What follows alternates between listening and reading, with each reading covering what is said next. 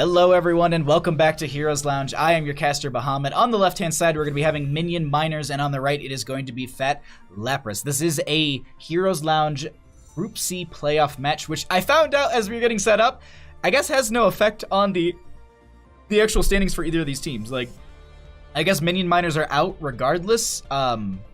Maybe they played it. I missed how. I don't know exactly how, but I guess they're out according to chat. So that is unfortunate, but we are going to be getting some awesome games between these two teams. I'm sure they're still going to be putting up a wonderful show for us here. We did have some map bans that did come through before we got into this, so let's go ahead and check some of those out. We did have the coin flip won by the members of Minion Miners. They banned out Dragonshire. Full Sky Foundry was banned out by the members of Fat Lapras, and so we are going to be having the first map chosen by Minion Miners as Battlefield of Eternity. That is a really great spot. That is a really good spot to actually start this draft. We go ahead and we get back into the draft. We are going to be having the Lucio banned out at the start from Fat Lapras, not wanting to do with that. Also the Artanis. This is, I checked it before. I believe this is a Division 4 versus Division 5 matchup. I could be wrong. Hold on, let me double check that. Heroes Lounge GG. Oh, thank you so much for the Benjamin. I try and have good production value. Okay, Minion Miners, Fat Lap. Minion Miners are Division 4. Fat Lapras is Division 5. Okay, cool. So we do know that. I thought I read Division 3, but it might have been my my dyslexia kicking in. It's clearly a lot of it. So yeah, Artanis is going to be taken out here. He is. This is the one map where you do see a lot of Artanis play. And I don't blame them at all for taking it away, especially at this level of division. Artanis is a great pick. He's really hard to kill, and the coordination it takes sometimes to actually get that kill can be a little difficult. So taking that off the map is a good choice. We do have Rainer being banned out as well instead of Fat Lapras. They don't want to deal with his race that goes into this, and then we'll have a Jaina being banned out on the side of Minion Miners. Jaina? I like it. Slows, setup, burst, it's all there. First pick going to be coming out from the members of Fat Lapras. They could go right for their race onto the Immortal. I can see some of the chat that's behind my body currently, and it's just like, these teams are just like, oh, we didn't scout you, like, why are you scouting us? Like, I think there's maybe a player who might be a little unhappy with their Artanis getting banned out here, but Li Ming will be the first pick for the members of Fat Lapras. Not a bad idea on a map like this. She has great poke. She can whittle down the Immortal over time while the team tries to body and not make that damage, either hit it or just kind of zones around. We're yelling at our scouting guy right now if it makes you feel better. Oh my god.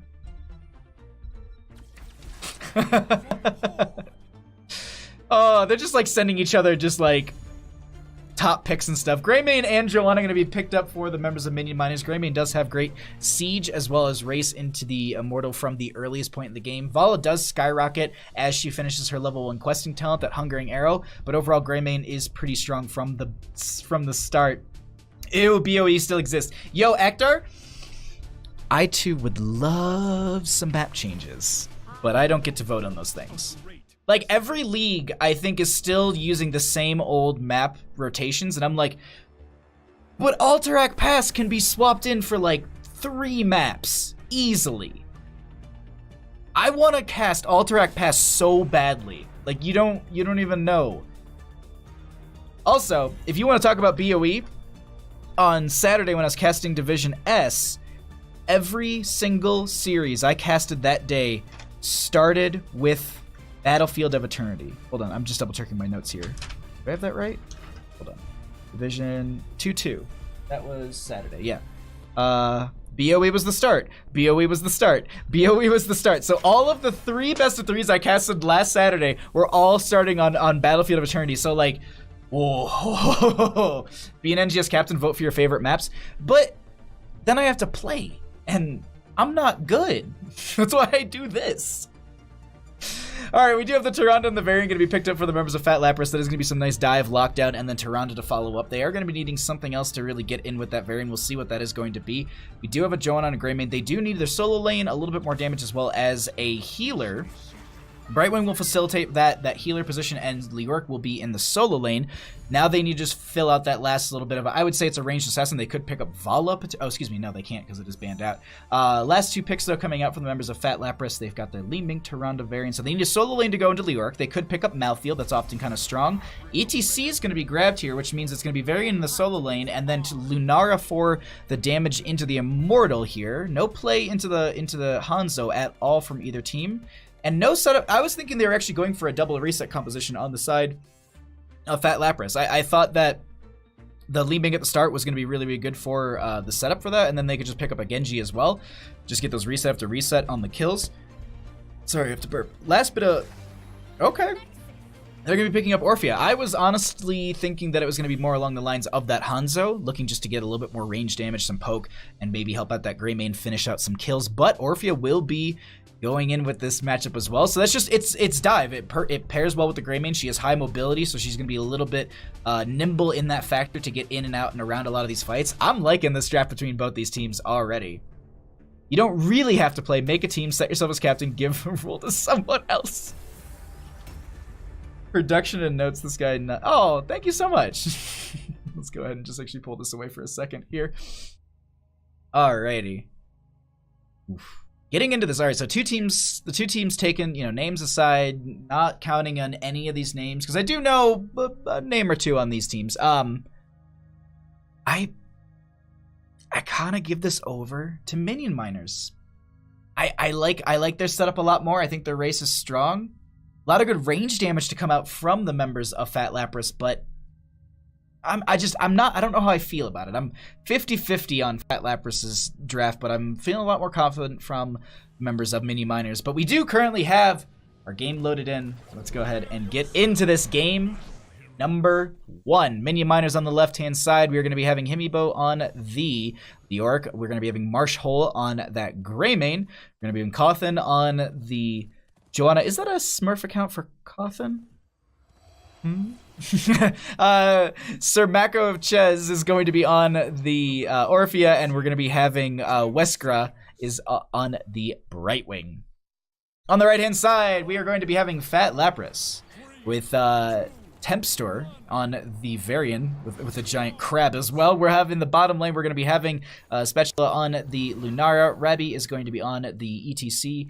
Semikawi is going to be on the Li Ming, and Casker? I think Casker is going to be on the Tyrande. I had to cough during that entire thing. Sorry. So, all right, we are back here. I had to mute and unmute my mic and make sure I wasn't going to be messing it up. Race is overrated in my opinion. I mean, that's if you play a control composition, absolutely, yeah. You don't need to race to win. If you win every single team fight or slowly poke them down, you can win through that, as Spatula taking a lot of damage there. Nice start out coming from these members. Looking through these level 1 towns, we're actually going to be having Orphea going into the Growing Nightmare. So not going to be going for the Ancestral something. I can't remember what it is off the top of my head, but I know it starts with Ancestral and it's the little sphere icon. ETC will be going into the Proc Rock at level 1, so looking for as many of those regen globes as possible. Lunara actually going to be going in for the Hippity Hop at level 1. Not going to be going for any of that revealing of the enemies, but Rabbi is the first one to go down. First kill of the game going over to the members of Minion Miners. Now we just get ourselves set up. We have a minute or so before the announcement of the Immortal. That will be coming up at the 3-minute mark when it actually drops into lane and is available. Both bruiser camps are up and available. No one going for them just yet. You usually see those at the 2-minute 15-second mark, somewhere around there for those camps to make sure that you're going to have that pressure in the lane as the Immortals come down. So it's just times out really, really well there. But with the kill onto Rabbi there, it opens them up this opportunity to try and actually play a little bit more aggressive in this bottom lane. So many members getting low on the right-hand side there, and the siege coming out in this bottom lane is very strong already. The Sentinel keeps getting sent down into this bottom to make sure that they're not going for this camp. Maybe they want to invade it and steal it away. They do have some good control tools, as well as that's a lot of good opportunities for Li Ming to get some damage dumped in there, and the ETC can really get in and displace around them. Peek up at top lane once again. Hemi is doing a good job pushing into Temp. Seems like they're just completely ignoring this. Say, you know what? I'll just steal some of your health really quickly and just keep autoing into this tower. Siege damage wise, we still have the Greymane beating them out overall, as Greymane does have great siege and great clear. This is just going to be the bottom lane held over between the two teams, and we have the first objective popping up here. Also, Benjamin, thank you so much for the follow. I appreciate that support, my friend. Immortals popping up in the next 20 seconds. Orphea going to be rotating out to go for that. Top lane, we have Temp and Hemi just battling it out, and that is a Twin Blades variant. I saw the High King's quest, and I was like, nah, there's no way. Like, it's going to be Colossal Smash. That's what I've been seeing everywhere. Nope. That is a, yeah. Twin Blades variant. Okay. All right. They will have to Hearth back. That does leave Hemi available to push up this top lane a little bit more. I don't think that's going to be the plan as they all rotate over and go for the Immortal as quickly as possible. This early one is often just a race between the two teams. We'll see if they actually share the same sentiment as Ektar and say race is overrated. Maybe they go for the fight. Temp is looking for an angle here. Spatula trying to find a little bit of damage as well. Halfway point is triggered, and Hemi taking a lot of damage. ETC with the power slide forward won't be able to get anything there. Li Ming trying to dump some damage, not connecting onto anyone, and now it is reset on the left and the right. They want to invade onto this Sir Mako. Cheese is going to have to back off here. Nice condemn coming out from Cawthon there. That will be the first kill of the members of Fat Lapras getting onto the Lyric. I don't know why that was so difficult to say. But they're doing a really good job of defending this. No one over on the right-hand side. We do have top lane camp pushing in, as well as bottom lane camp did just lose out to the towers. Bad bro, don't encourage these players. Not like that. Not Windblades. Not Windblades. They were trying to go for a little bit of a burn themselves on the right-hand side, but it's not going to be going well. Fat Lapras has to come back and take this fight. Rabby is looking for an entryway. With that power slide, the Polymorph is going to be there. They're slowly poking out at this. They just need to get a little bit more damage, as that looks like Cawthon is trying to find that. They only need to get 649 damage into this Immortal. Trying to get that with the Orphea. Only 79 more. That is going to be Cawthon going in for this. The Unstoppables used. Greymane dives in. They actually find a flank into this fight. That's going to be a lot of damage out onto Rabby. They get the kill onto that one. Oh, Semikawi they were trying to get the chase, and that's actually going to be the Joanna dying to the poison from Lunar. They actually get the kill onto the Varian, and they're chasing a little bit further, but Semikawi will be able to get out just fine, and this Immortal moves into the bottom lane. It has Win in the name, so it must be good. Excuse me, sir. No, it's Twin Blades of Fury. Nowhere in there does it say Win. Okay, if you take away the T, it says win. But I feel like if you take away the T, it also implies you're taking away your team. Because they're just like, oh no. There's a good image, like somewhere, I think it's on my phone, of like when Varian came out, it was, yeah, it was Varian. It's like him, it's like splitting his blades into twin blades, and then it's just a close-up of Lucio's face, like into his face. Can't spell twin without win. True. Winlades, in my opinion. Okay.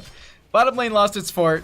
Top lane is getting pushed in a little bit here. Liork has done quite a good job into this Varian, this Twin Blades Varian.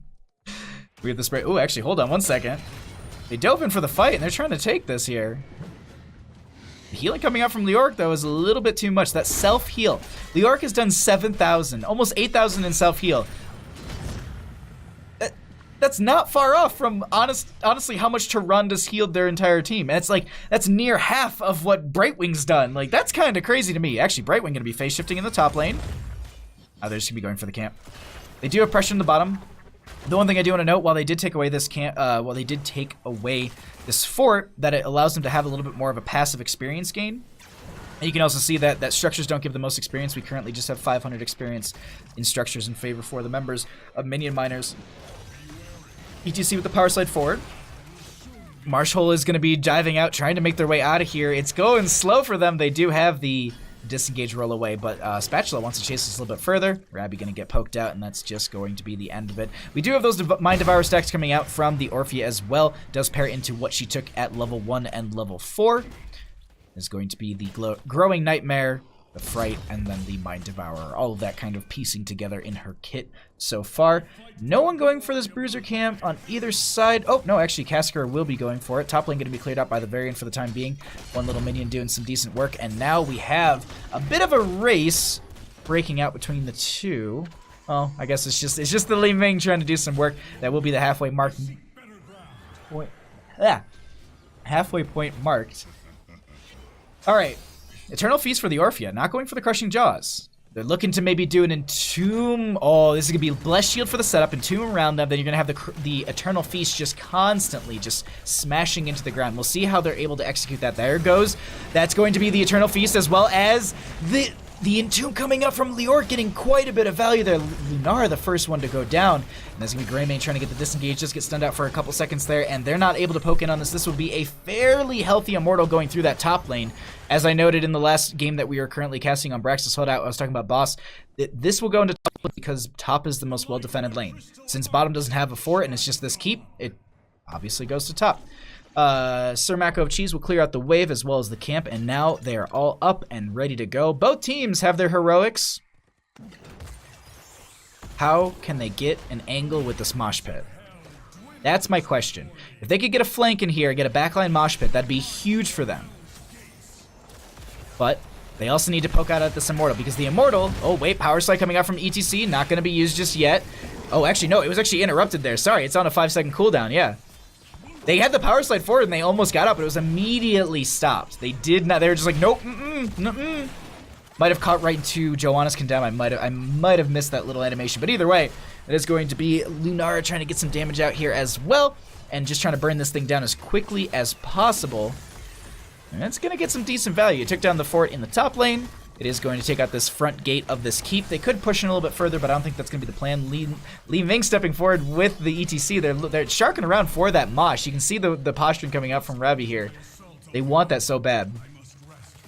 A small taste of the combo right there. I think that was a very small taste of what we're going to be seeing in that Entomb situation. We currently have the Brightwing going down here in this bottom lane. Temp is in a bit of a bad spot, getting chomped and chased. Leoric with the Entomb. Are they able to get more? That is going to be the Feast coming out. They actually have the interrupt on the Mosh once again. Temp is able to make it out in time. The Eternal Feast is still going that entire time. They do have the Variant going down. Oh my god, this Li Ming is in a really bit of a bad spot. They did get the pull in, and that is going to be a deadly Ming dive in on the Tyrande. They get that kill. Mosh Pit coming out, and the towers are doing some work here, and Lunara is going to be trying to jump out. Marsh is taking a lot of damage. They go down, and that's a really good Mosh, and they end up getting right out of there. Lunara with some leaping strike damage, really helping out. Wonderful play coming out from Fat Lapras, but meanwhile, they have a lot of pressure into their lanes, and they also lost 2 during that entire engagement. I think it was the Emerald Wind that stopped Mosh. Second Emerald Wind stopping Mosh. Brightwing MVP. MPV, a multi. I know you meant MVP. Multi-purpose vehicle. There it is. Sorry, I know it's in a song as well. An MPV is actually in a song. Someone makes a reference to it. Either way, the Ominous Wrath from Leoric will be able to give them that range to get out of there a little bit quicker, as well as they have that 50% reduction into damage from the members that they actually Wraith Walk through. Man, these second games, apparently, like, I am absolutely dead tired from work, and I'm just like, no, we're gonna push through, and then my brain's just like, stop, please. I'll just chug more tea and we'll be fine. Top lane did have a camp pressuring through there. They do have bottom lane as well up against themselves, but they want to take this fight while it's 13-13. Go ahead and pull away the talents here and just get ready for this. This halfway point has already gone in. Varian diving in. ETC with the power slide forward. No mosh up for 30 seconds. Brightwing's the first one to go down in this. They actually have the Eternal Feast as well as the Entomb. ETC trying to make their way out, and the Eternal Feast is still going. Li Ming stepping in. It just ends now, and that's a 1-for-none trade, and they want to try and take more here as they do have the even talent here. This could be the window that Fat Lapras finds to get their entrance back into this game. They're going to leave Lunara back on the right-hand side to make sure that they have Sunburn on the Immortal while they don't get themselves, they don't lose their advantage at the time. Lunara going to get some decent damage. They did take the Nature's Culling at level 4, which is going to be giving them some decent damage into... Oh, wait, Mosh Pit going to be coming out. That is going to be Brightwing getting the phase shift in. Do they get phase shifted right into the Mosh Pit? That's going to be Greymane going down here. So much damage is going to be going out to the members of Minion Miners. Blessed Shield comes out as well to stall it for a couple seconds. They get the kill onto the Greymane, and that's going to be Hemi getting the next kill. Or getting killed next, excuse me. 2 deaths, actually 3 during this entire time. They are able to send one member back over there. Oh, it's Malone, what's up? Such a good username. Such a good username. Lunara and crew are going to be trying to put as much damage into this as possible. ETC is going to be doing as best as they can to zone this away and make sure that they don't lose too much shielding. Also, they don't want to be losing their ETC because the damage that can be coming out from Sir Macro of Cheese, if set up correctly, is going to be big for them. This should be, though, and this will be, first Immortal in favor for the members of Fat Lapras. Second Immortal of the game, and now they can push this into the top lane. A lot of damage coming out onto Hemi, and they get the kill. A nice staggered death. Out of all the people to lose, Leoric is probably your best one because they can cheat death a little bit. You can already see that death timer is already nearing the halfway point. General Grievous, hello. It is an honor to see you, sir. Hope you're having a great night. Thank you to everybody who's hanging out. If you're lurking or if you've typed in chat and I missed it, hello, sorry, hi, welcome. I love you all. Thank you for being here. Fat Lapras representing Div 5. What is, yeah. Okay. Skelly boy. I love you, Twitch chat. They will get some decent pressure through this bottom lane. They're going to be taking out the gate, but I don't think they're going to get much more than that. They do get the well, which takes out the lane sustain. That will be beneficial for them, but I think we're entering that reset point in the game. The death timers are starting to get longer. Some of the members don't want to potentially stagger out deaths and then give potential for any map advantage. We actually have Cawthon stepping forward here, anchoring for the team, making sure this is something you can take into your own games. Like, take that into your own games. If you are a Joanna, ETC, any sort of tank with some good control and peel, anchor like that. Your team will definitely, you're not going to add to any sort of major rush on a camp. That's all Greymane. That is like absolutely all Greymane. That is going to be a nice busted shield coming out. Chomp as well. Nice kill onto Ronda. She drops the Starfall, but unfortunately that's not going to be saving her. 16's hit though for both teams almost simultaneously. Most people don't get the General. Oh, dude, General's right there. Gotta respect that. I'm glad.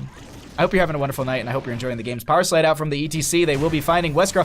Nice Emerald Wind, but it's not going to be enough. The poison damage is too much. The Eternal Feast comes out from the Orphea. Won't be able to get a kill. That is going to be the Iron Skin used on the Joanna. They will be losing that second. Nice blinds coming out. The Marshall would dive forward and try and get the kill onto Simikawa, and they don't. They need to back out here. Orphea will get a little bit more of a poke, and they steal back this Bruiser camp that will push over in their favor in the top lane. Bottom lane does have this Kaiser camp that does need to get cleared out.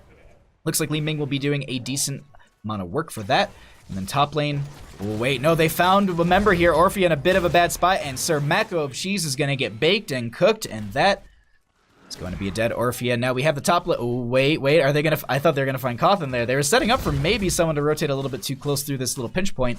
They want to, though, pressure this up, make sure that the Shaman camp gets a lot of good value. The Immortals do spawn, and they do grab their own Bruiser camp for the bottom lane on the side of Minion Miners. This is getting to that shaky point in the game.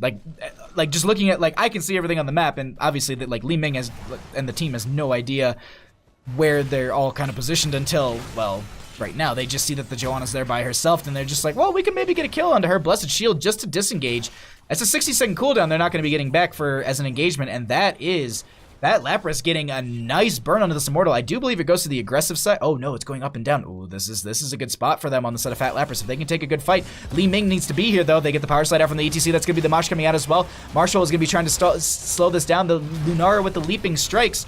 That is going to be the Entomb coming out. There's going to be the Eternal Feast on top of it. So much damage is coming out. 1, 2, 3 kills. That is going to be the Chomp for a fourth. And the only that's left is the Li Ming, who gets the blink out, but Hemi with the slows. They don't have another Entomb.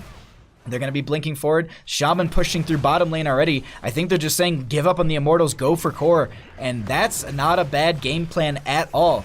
To end game number 1 with a rush like this, that's a high potential, but death timers aren't the longest. Oh man, they got a Shaman camp. They could go for this. They should go for this.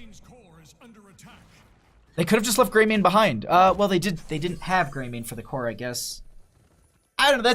That's such a shaky spot. Wow, that combo there, for real, General Grievous.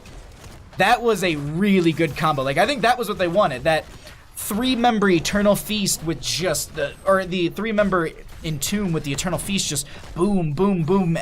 Oh my god. And then just meanwhile they're dumping damage in all of that area as well. Really great play coming out from Minion Miners. Fat Lapras will have a really good defense here. As I said, the Immortal will go to the most well-defended lane. That is top, as it does still have the keep and front gate. And well, sorry, I'm just looking and comparing. Okay. Mortal does make its way into the top lane. Holy crap! I'll resend that in just a second. Sorry about that. We don't have alerts that go off during the game, but I will reset your 1,000-bit donation. Thank you so much, DB. Holy crap. Thank you. That's like the thing the most anyone's ever donated in this channel before, but we have the, that is going to be the Eternal Feast coming out with the Entomb, but Lunara has a little bit of mobility with the Leaping Strike there. Top lane keep does go down. Immortal is sitting below half health, and it's getting shredded fairly quickly here. They want to make their way onto this core. That is going to be the Blessed Shield coming out onto quite a few members. The slow will be there as well. Mosh is available. That we do have the Mosh coming out at the time. Nothing to stop it at the time being. It doesn't look like Brightwing has the availability. Orphea the first one to go down, and this is starting to go a little bit south for them as they could chase this out of here. They do want to get out and... oh, Hemibo is getting the value from... oh, wait, hold on. No, they have the slow from the Owl. That is going to be the knockback, and that is a dead Skelly boy, to quote Bad Bros in chat. They mount up, and they want to chase this, and I don't think they're going to be able to chase it. Meanwhile, Lunara back at base will get the clear. This one Catapult always being a jerk and just going for that fort and not trying to end the game. Ominous Wrath was getting them a lot of value there, but Hemibo did end up going down for that. Oh my god. I can't wait to see the combo once Leo gets buried alive. Holy crap, yes. And he does have buried alive right now. And it is off cooldown, but Leoric is still on cooldown for the next 15 seconds. Sorry. I've never called it that before. They don't have their 20 talent tier advantage, but they want to at least just try and open up this top lane. Lunara will have to go back through bottom and clear that out. You can see them doing that on the mini-map here. They're trying to find their 20 here. Leoric is back already. Lunara with the Lunar Flare. That is going to be some dive-in from Temp here. They're trying to get some damage. Leoric with the Wraith Walk. Marshall is diving in. Oh, that's going to be the Buried Alive. That's going to be Starfall right on top of it, and they don't really even need the Eternal Feast as they... oh, wait, no, they're going to put it right here, and Rappy's going to be taking most of it. Chomp coming in as well. I think this is going to be the chase, and that is the Shadow Waltz. All the guitars fall to the ground. I didn't realize that there was like a Prince guitar. I just noticed that little fine detail. That's really cool. With 3 dead, they want to push into core. Bottom lane is going to naturally win out, but they do have some decent siege. As I noted, they have that Grey Mane. Varian drops the defense banner. There we go. Lunara with some leaping strikes trying to kill the support here, but they stay alive for the time being. Spatula so low. Dempster is as well. They're trying to dive out. Marshall taking so much damage from the core. They're not... oh my god. Marshall getting out of here. They're really whittling these members down. Oh my god, this is like... I'm on the literal edge of my seat. They don't... oh my god, this defense. Hemis and Tomb are no joke. For real. Holy crap, that defense was so good. Now we go back over to the Immortal, though, where they have so much burn. Sentinel from Tyrande will note that they are there. I'm just looking at some of the questing talents that we do have. Orphea did finish her level 7. The Wizened Duelist for Grey Mane is at 10 out of the 30. We have Varian with the High King's Quest done. The Lunar Blaze from Lunara at level 4 is 15 out of the 20 stacks necessary. And I think that's it when it comes to questing talents. We actually have Tower Rush's Elements for the Li Ming. Looking to cycle through those abilities. Nice, Entomb coming out. We don't have any Crushing Jaws just yet. That is a lot of damage coming out into Hemibo, who does get out in time. Nice slow to make sure they don't have the engaged Lion's Maw to try and get them. That isn't going to connect. Ooh, excuse me, Lion's Fang. Oh man, they really whittled down that Immortal. So Tyrande and Spatula will be trying to get this as quickly as possible. And you can see they're doing some decent damage. If you see that the Immortal health bar is got some decent poison to it. But here's the thing, once they see Varian, they can go in right on this. And that's exactly the play. They're just like, all right, well, we've got the halfway mark already done. We want to go in for the fight. Cawthon will go ahead and have the Brightwing phase shift onto them. They are going to be given the slow. Blessed Shield will go out as well. No one going down just yet. They do have the mosh pit up for Rabby here, but they're not going to be able to find a good angle for it just yet. Cawthon gonna have to pop the indestructible level 20 there. Bottom lane naturally is winning out, and that's the Entomb coming out as well. They don't really catch anyone in there, and there's no combo up and available, but bottom lane needs to be addressed soon. Li Ming is the first one to go down, a 1-for-1 trade. The Eternal Feast is going to be there. That does end.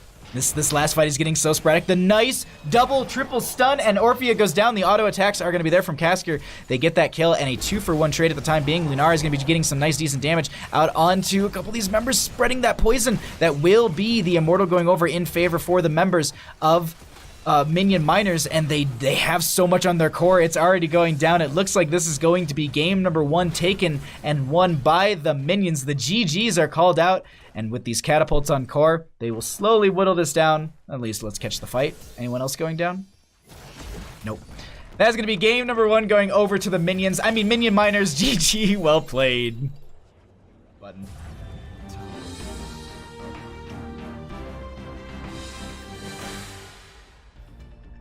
Hello and welcome back to Heroes the Storm. I am your caster Bahamut. On the left hand side, we're going to be having Minion Miners up 1 game in this best of 3 series, and on the right is going to be Fat Lapras. This is a Heroes Lounge Group C playoff game. We find ourselves in map number 2, and if you're wondering how we got to map number 2, let me just update you really quickly on that information. Coin flip was won by the members of Minion Miners. Dragonshire was banned out by them. Volskaya Foundry was banned out by Fat Lapras. Battlefield of Eternia was the first map chosen by Minion Miners. And game number 2, the map was chosen by Fat Lapras, and they went ahead and picked us up for Towers of Doom. Sorry, I forgot to do that one thing there, but that is where we currently sit with our maps. Go ahead and I pushed the wrong buttons here. There we go. We can get back into our draft.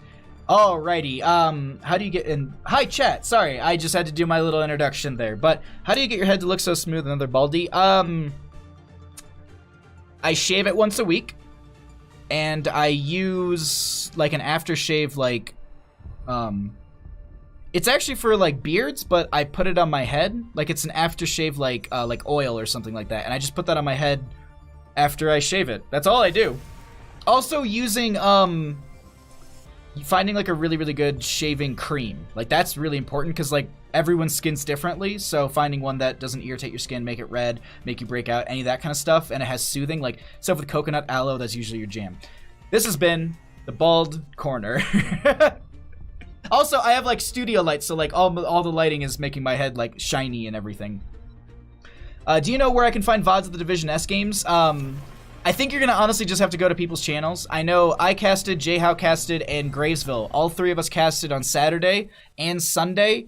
And I know like Sunday, like pretty much just like, Sunday was just like all overlap pretty much. But Saturday, I think all of us tried to spread out across the bracket away from each other. So that way we could all, one, not run into each other. Not in a bad sense, but just in the sense of just no overlapping casting. So we have the most amount of viewership to the players and the audience to see, oh, okay, well, you know, J-How has the lower half of the bracket. I think he actually literally took the bottom and I took the top, and then Grave went straight through the middle.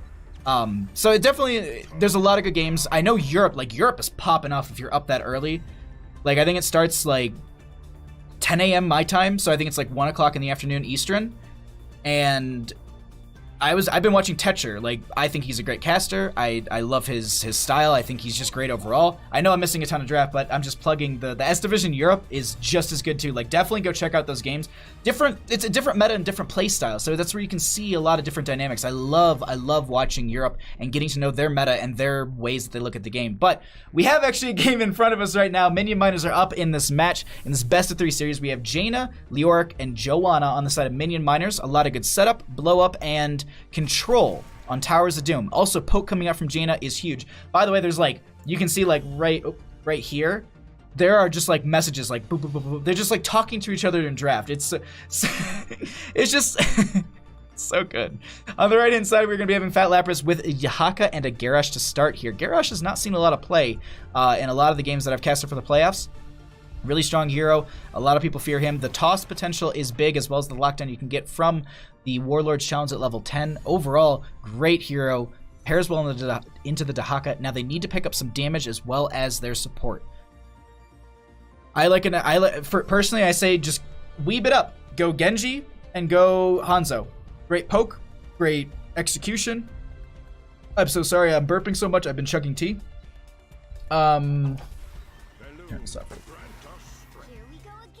Oh, dang. Okay, so we're going to see an old hero that actually had a lot of priority into this map until we saw the changes come through for Dragon's Breath, where it was a lot more visible to see where it's coming down, so you can kind of juke it a little bit better. But this was a map for her because of her poke is so strong, and late game, which you often get, can be really good for a Chromie.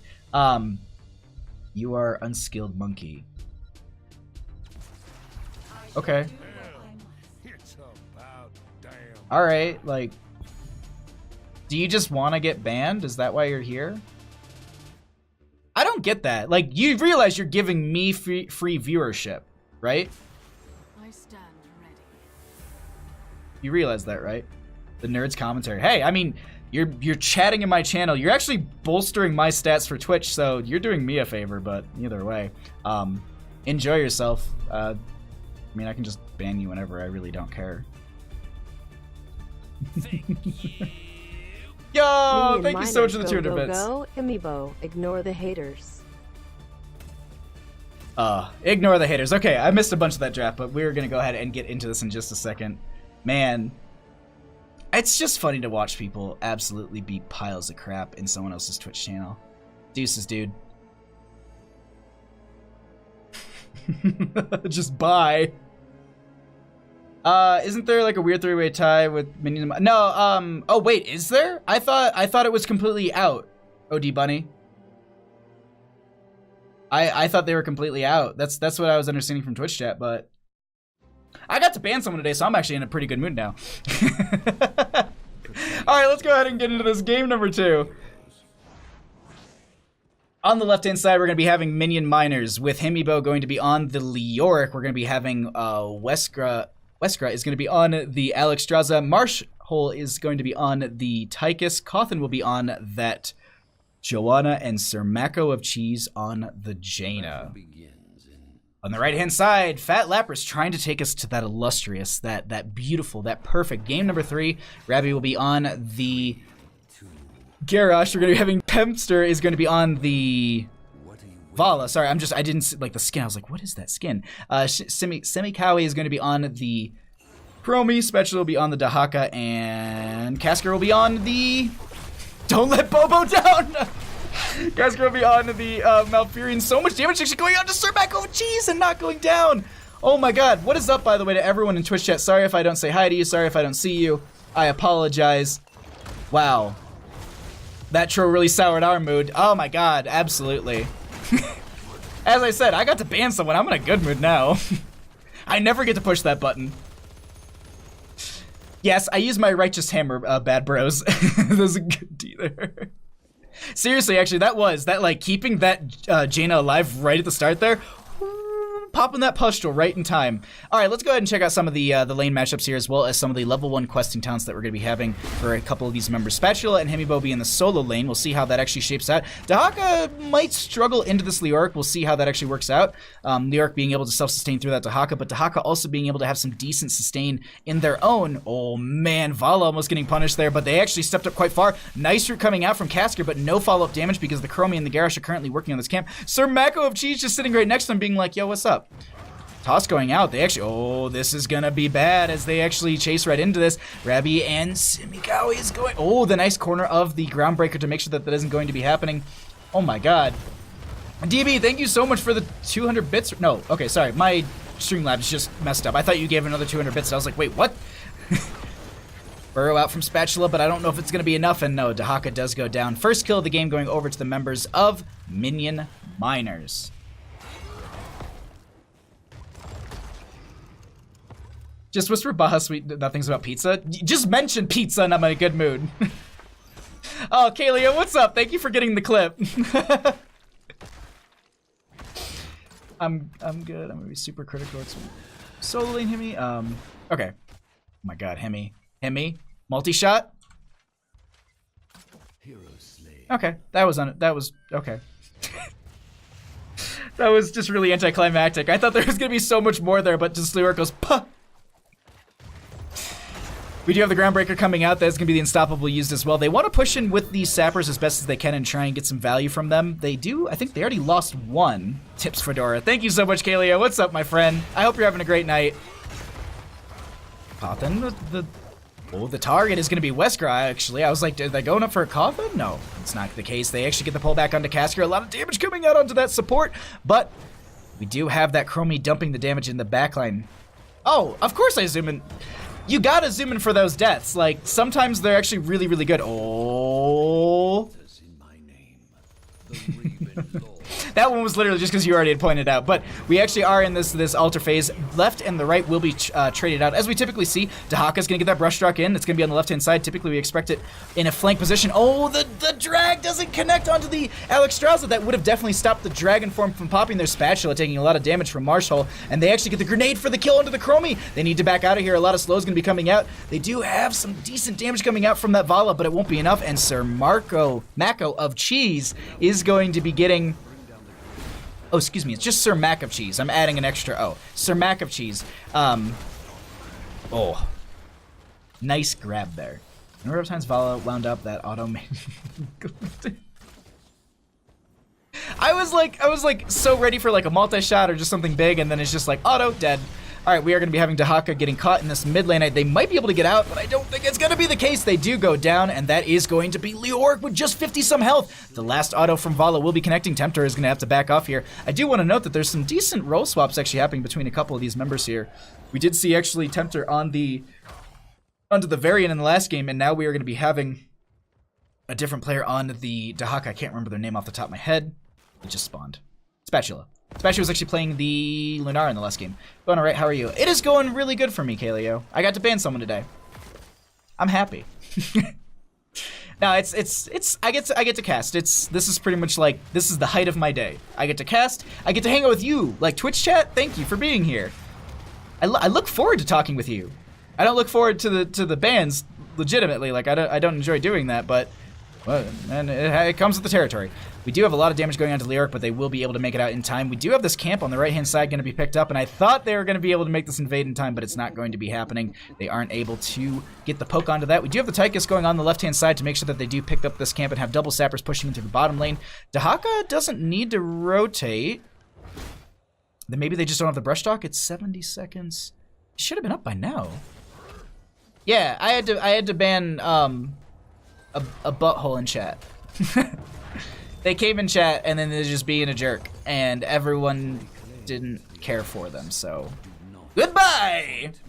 If you come in my chat and start insulting people here, you're gone. That's just life. Tempster's taking a lot of damage, but they vault straight right into the Jaina's Blizzard. They cycle out here, but Himibo looking for that low health Vala. They will be entering in here. They're trying to find the damage. Blinds coming out from Cawthon. This flank is really big. That is going to be Vala going down. Toss goes out onto Himibo. They do try and get some extra damage here. Dahaka with the Burrow and the Essence in time. That is going to be some nice damage coming out from Chromie, just dumping onto these members. If they can just get a little bit more of that Sand Blast and a little bit more of that Dragon's Breath. Oh my god, the little wing, like, gust from the Alexstrasza actually end up saving Rabby there, but they do get the kill onto the Malfurion in the end. The bell tower is picked up as well for the members of Minion Miners. 4 more points going into the core of that Lapras. Ooh. Sorry, my throat got super dry all of a sudden. Hold on, I have to cough.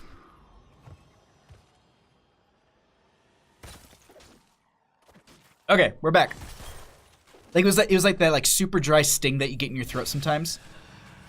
The dragon saved him, seriously. I had that like right at the end of that fight. My throat just got like super dry. And I was like, oh no, I can't breathe or talk. Butthole. Butthole is not a command in this chat.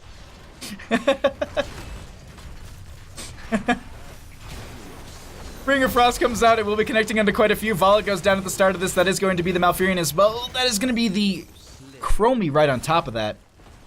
Professional commentator over here. No, I'm not. Not at all. Oh? Okay, we'll see. All right, 10s to 10s.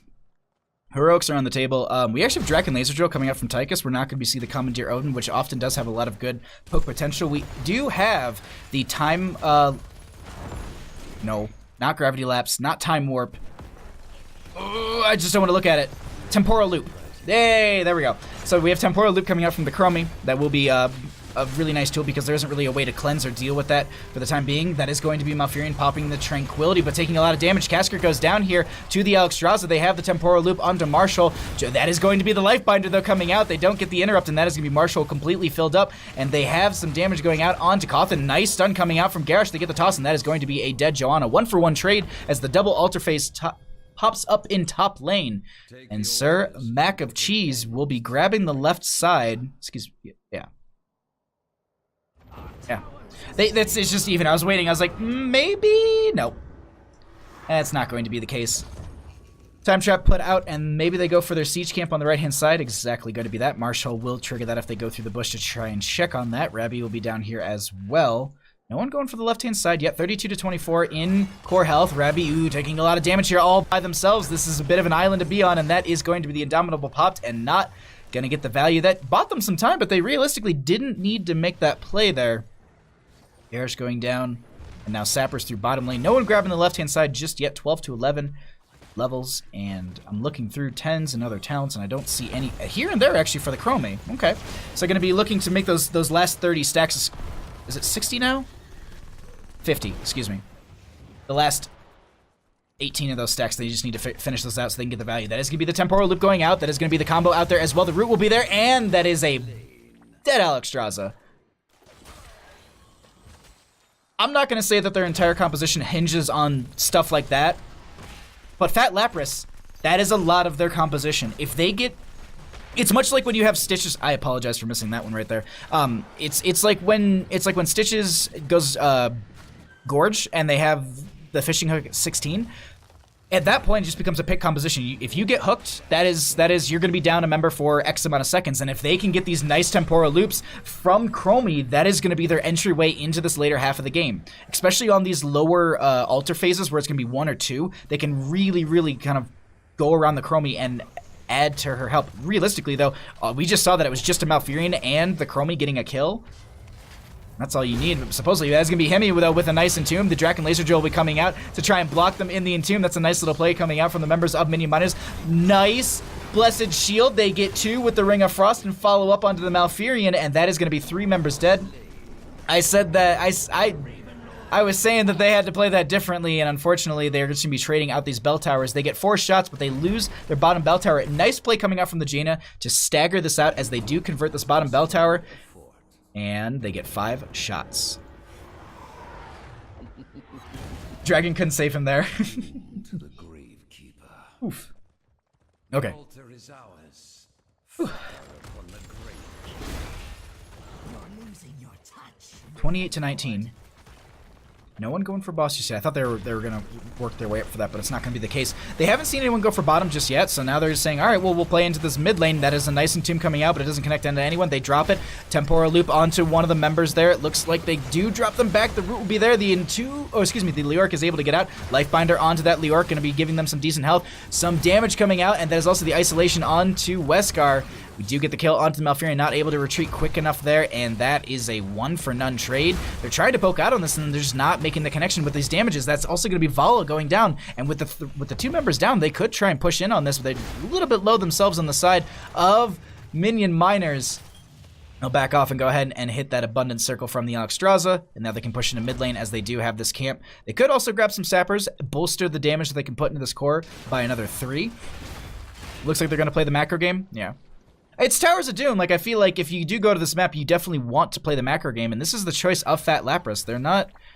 I think the intention was there, but they're just not able to find the damage in the fights that they want. They've got a lot of range. They've got... It's not like their front line's weak or anything. It's just realistically, I think they're just able to get past that front line and really shred into the back line. We constantly see Temster and Semikawi getting a lot of damage put on them. Like you just saw there, the toss goes out onto the Janna. They have the Unstoppable. The Ring of Frost comes out. That it's connecting onto Chromie. They get caught out there. Follow with the lockdown as well. Casker not able to get the Tranquility in time, and that is going to also be 3 more sappers going into the core. Excuse me, only 2 sappers went in. 17 core health to 28. Triple altar phase. Dahaka going to be getting this top one. Not interrupted by Leoric in time. And so they end up taking 3 points of core damage themselves down to 25, and they will do 10 points of core damage here. As a nice deny coming out from that Dahaka. Really good play, slowing this game down. And here's the thing that I want to point out. I say this at every Towers of Doom game. It's 25 to 6. Nope. 7. I can do math, I swear. It's 25 to 7. This game can go anybody's way. They could just get their 16 talent here and be absolutely fine. Chromie could finish out their stacks. They only need 6 more. That could be just the thing that they need. They just need that double damage coming out, and also the here and there. They do need to burn down a tower quickly, though, because they're trying to set themselves up for a barrage. Dragon's Breath coming down. Casker looking for a flank. That is going to be the Malfurion looking for a flank, though. They're trying to make their way out of here. A lot of damage is going to be on them. That is the Malfurion going to be dead. Temporal Loop onto one. They have the Lifebinder onto another, but that's not going to connect onto the right one. Marshall will be going down 2-for-1 trade. This is going over in favor for the members of Fat Lapras. If they can just get another kill, the Dragon Form is popped by Weskar, and we also have the Draken Laser Drill getting some decent damage. Knockback as well. Chromie trying to poke out. They only have 4 more stacks on that Sandblast. Next Altar Phase will be single, but there is only 1 Bell Tower left in favor for the member of Fat Lapras. No boss up and available for the members of Minion Miners. And they rotate into mid and they say, we gotta take one of these bell towers quickly. Rip a boss and then end it. Fortunately, they need like boss and some sappers, and they've got sappers. These sappers though should actually take out the 4. Excuse me, this is a keep. Yeah, that'll be just taking out the keep. They do trade out this mid, so they're not going to take any shots across the map to their core. This is a single altar phase. They need to defend this. This won't be game ending, but it will put them in a kind of a checkmate position, or at least a check position for sure. I won't say checkmate.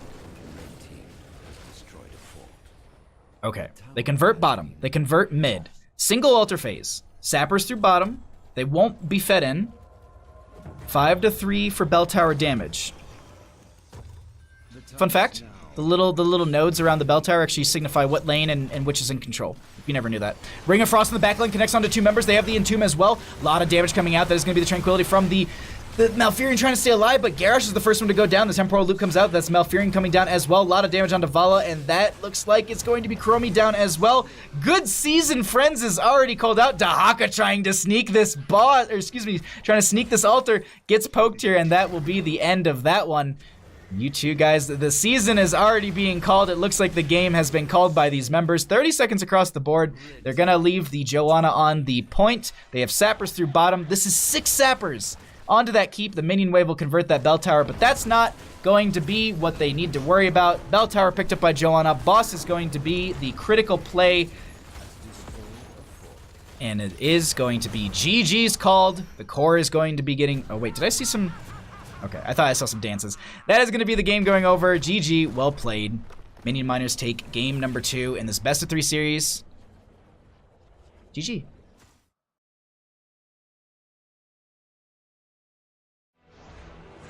Ghost Bear Hots, thank you so much for the follow during the game. I appreciate the support, my friend. Let me get a message out to person's face. I can't. Sorry, Wesker. I couldn't think of their name offhand. Person's face. Does one...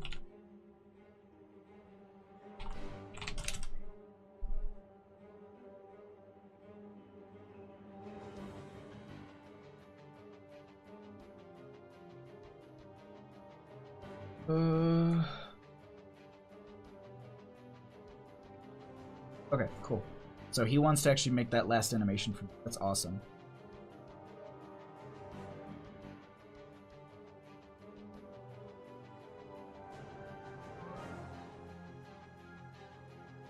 All right, we're gonna go ahead and get a captain in here in just a second, and we'll be doing an interview with Wesker. Weskra. I'm probably saying it wrong even then. They might not be able to jump in this room. Sending to...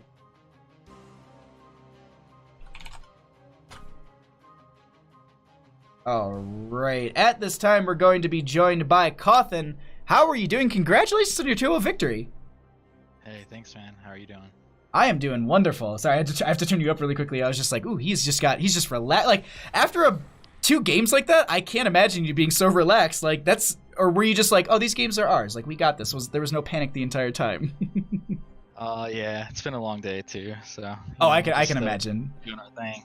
But actually, I do have a couple questions about some of these games. So let's go ahead and talk about Battlefield of Eternity. That was the map of your choice. There were a couple moments where they actually started to have the upper hand on your team a little bit and started to have some momentum behind them. What was it that your team did or discussed or kind of implemented to kind of stop them from having that momentum and really pushing in and changing the pace of the game? Really just kind of getting our heads back together. We have had a couple injuries on the team where some people haven't been able to play, so we've been doing a lot of role swapping the last half of the season. Okay. So it's kind of getting people comfortable with their positions and really making it work for us. So it's been good but different. No, I mean, it was a great game, and it definitely showed that, because I was watching it, and there was points like they had some momentum into you, and I was like, oh, this is when a team typically turns it around. But then you kind of hard stop that, and it was really good communication on your team's end to just kind of say pause, let's kind of bring it back and re-enter this fight, and it absolutely was brought back. Now, game number 2, it's Towers of Doom. You can't rush core, and this is their map choice. Was there anything that you specifically, as a team, were like, we just need this and we'll win? Like, was it the Alex Straza for you? Was it the Leoric? Shout out to Hemi, who played an awesome Leoric today too. Like, those Entombs were really those Entombs were really, really good. Like, I have to give props where they are. And also your combo in game number 1 with the Starfall, Eternal Feast, Entomb, and the setup from the Blessed Shield, just Oh yeah, so good. Oh my god, I saw it unfold before it happened. I was like, this is gonna be the best. And there was that one where you got like 3 in a row. Oh my god. To be honest, we've done a lot of scouting previously, but life's just been pretty busy for us lately, so we didn't have as much time to really look this over. And Leoric's actually a fairly new hero for Himibo, and I think he's been playing it phenomenally. We've asked a lot of him. He used to be our AA, so he's just done a phenomenal job moving into that position and making things happen. But the combination, fantastic. Oh yeah.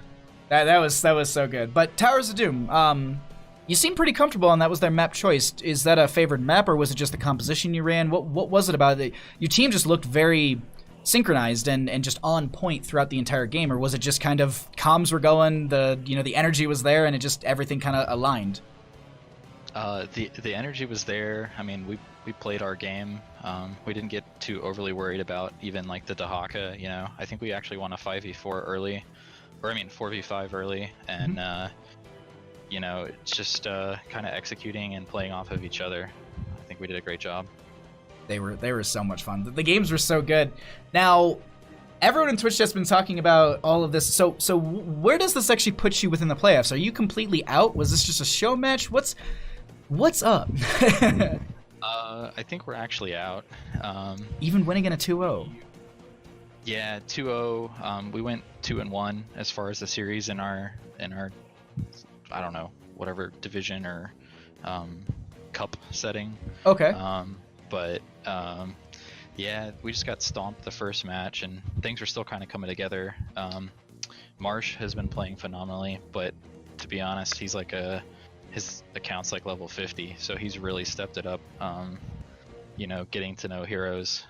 We actually asked him to come play with us. He's basically brand new to Heroes, and he's done an amazing job. So the Greymane plays in game number 1 were out of this world. There were a lot of little macro decisions and micro decisions that Greymane made, and I was watching, like, literally almost diving out of like ETC power slides and stuff like that with the disengage. It was so good. It was just such just shout out to them. If they're this new to the game and they're performing that well, I can't wait to see how they synchronize and grow within the team. That's so awesome. Yeah, we're really lucky that he was able to do that for us. So, and shout out to Wes for putting all this together. It's been a phenomenal time with everybody, and I mean, it's just a group of guys that knows each other, and we just had a good time. So awesome. Well, you already transitioned into it for me. Before you kind of get out of here, any other shout outs that you'd like to give besides to Wes? Shout out to our cripple Kobo. Maybe we'll get to play with him again someday. And shout out to our mage Adam, because he's just phenomenal. He really brings it all together for us. Awesome. Well, thank you so much for the interview. Thank you so much for the games. I can't wait to see you further down in whatever league, game, match I catch you in. But this has been so much fun. Thank you so much, and have a great night.